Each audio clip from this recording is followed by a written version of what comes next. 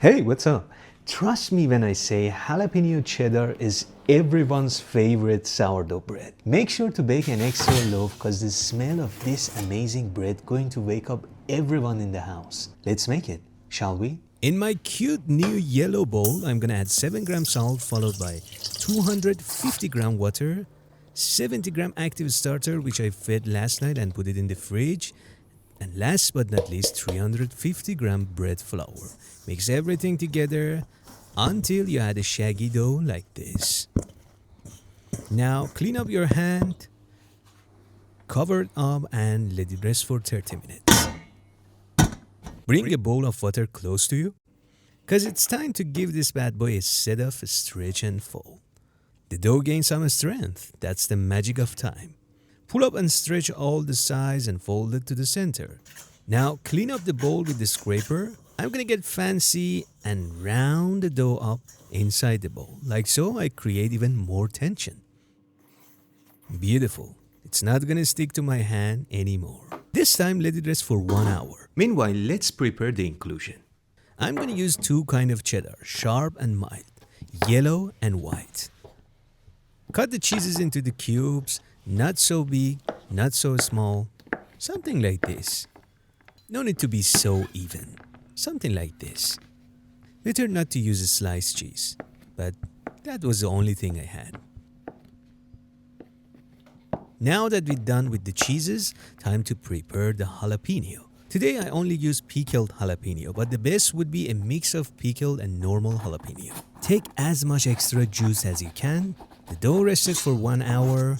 Time to bring it on the surface, but first slightly wet up the surface. Time to spread the dough. I was about to say time to spread the dough without tearing it. But if you did tear some parts, don't worry about it. Just continue. And now, time to add the inclusion. Many of you ask what is the best time to add the inclusion. Here you are. And now let's enjoy the sunset on our jalapeno cheddar dough. Once you had enough inclusion, time to fold the sides like a book to the center. If you want to be a little extra like me, you can flip the dough and round it up slightly. This dough loaded with inclusion. Don't mess it up. Now into the bowl, I'm gonna let it rest for another hour. 1 hour later, time to give it 1 set of coil fold. Don't push it, be as gentle as you can. If the inclusion comes out, that's the chef treat. Finish its small fermentation at 27 degrees Celsius up to 2 hours. The dough is puffy and airy and the surface of the dough not gonna stick to your hand anymore. The dough, it's gonna release from the bowl easily. Now again, be very gentle at this stage. And I'm gonna flip the dough and round it up with the help of the surface. And that's, my friend, was pre-shaping. Let it sit on the counter uncovered for 20 minutes. And 20 minutes later, I don't need to use flour because the surface of the dough dried up. Now I'm gonna be quiet and let you enjoy this moment of peace. Shaping time.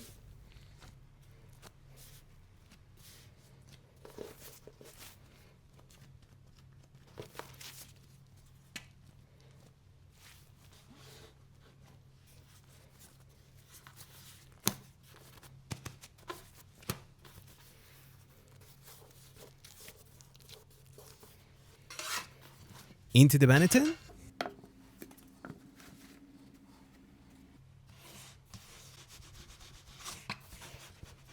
Now for the best result, cover it up into the fridge, cold proof overnight, and the next morning, we're gonna bake it. The next beautiful morning, first thing first, I'm gonna preheat my oven at highest temperature for 30 minutes to 1 hour. This is my oven adjustment and today I'm gonna bake from open baking. Good morning, baking time. Bring your baking papers or baking mats. Time to take the dough out of the fridge. And yes, we're gonna bake them right out of the fridge. For this kind of bread with too much inclusion, you're not gonna get that huge oven spring. But we can try to score it like this.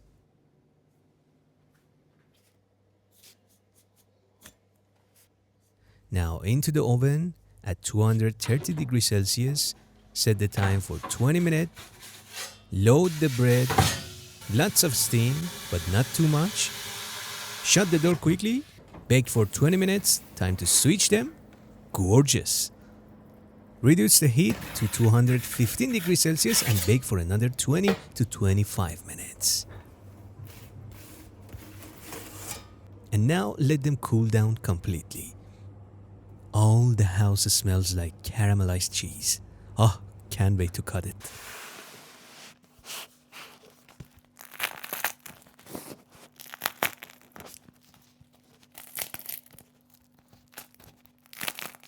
Crusty, flaky, cheesy bread. I love it.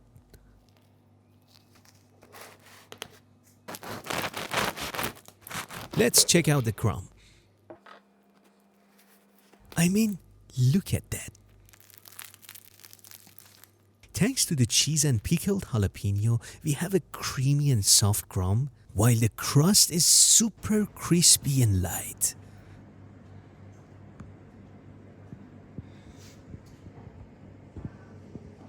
Now my favorite part, tasting time.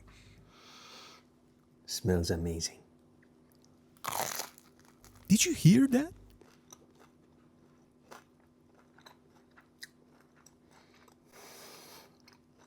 Classic.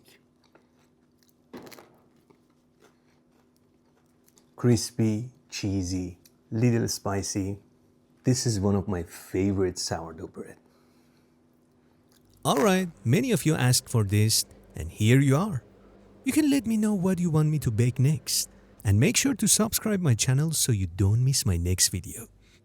Like always, keep baking and take a good care of yourself.